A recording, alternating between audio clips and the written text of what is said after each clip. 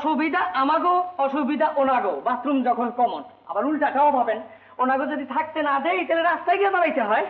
ঠিক কথা, এটা খুবই সত্যি যে ওনারা এখানে থাকলে আমাদের যথেষ্ট অসুবিধা হবে। তবে এটাও তো দেখতে হবে যে রাস্তায় এসে দাঁড়িয়েছে না, কি করে বলি।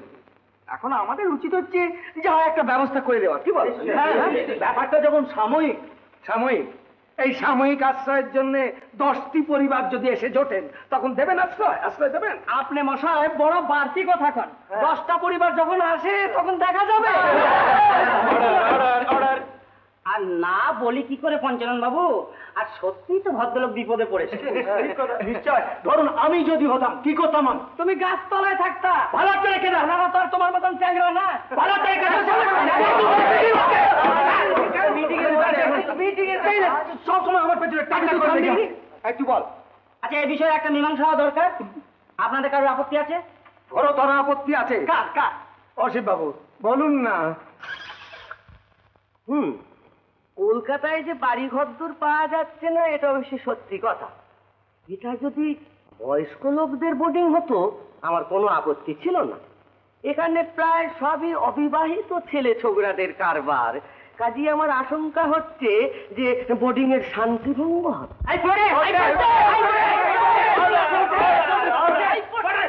অবিবাহিত মানেটা কি?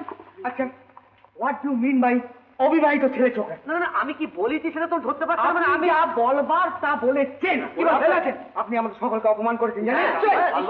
কি বলেছি? আচ্ছা, আমি অবিবাহিত, আমি চরিত্রহীন, এই কামাখ্যা হঠযোগী মানুষ, চরিত্রহীন, কেদা আমার ছোট ভাইয়ের মতো ক্যারেক্টারলেস।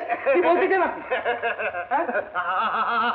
উনি তো কাউকে তোমাদের লক্ষ্য করে বলেনি।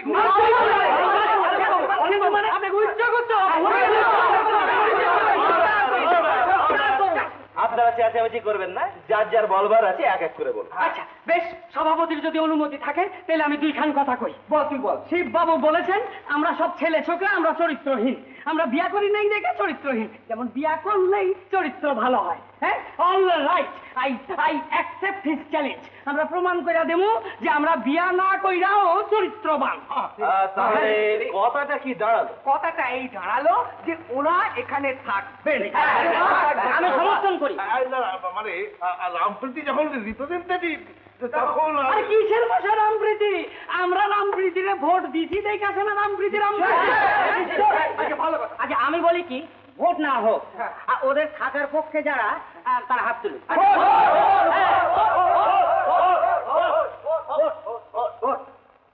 পাঁচ